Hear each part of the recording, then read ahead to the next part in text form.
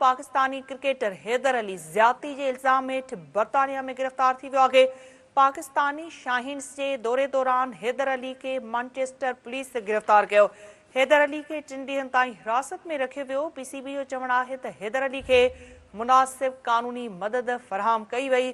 अहम ख़बर खां नाज़रीन खे अपडेट कयूं पिया त पाकिस्तानी क्रिकेटर हैदर अली ज्यादती जे इल्ज़ाम हेठ बरतानिया में गिरफ्तार थी वियो आहे। अहम ख़बर खां वाक़िया गॾियूं पिया। पाकिस्तानी क्रिकेटर हैदर अली ज्यादती जे इल्ज़ाम हेठ बरतानिया में गिरफ्तार थी वियो आहे। पाकिस्तानी शाहीन्स जे दौरे दौरान हैदर अली के मैनचेस्टर पुलिस गिरफ्तार कियो। हैदर अली के 3 ॾींहनि ताईं हिरासत में रखियो वियो। पीसीबी जो चवणु आहे त हैदर अली के मुनासिब कानूनी मदद फराहम कई।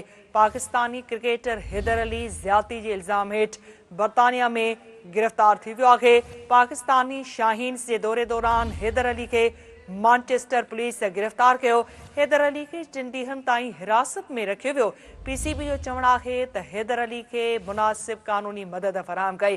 पाकिस्तानी क्रिकेटर हैदर अली ज्यादती जे इल्ज़ाम हेठ बरतानिया में गिरफ्तार थी वियो आहे। पाकिस्तानी शाहीन्स जे दौरे दौरान हैदर अली के मैनचेस्टर पुलिस गिरफ्तार कियो।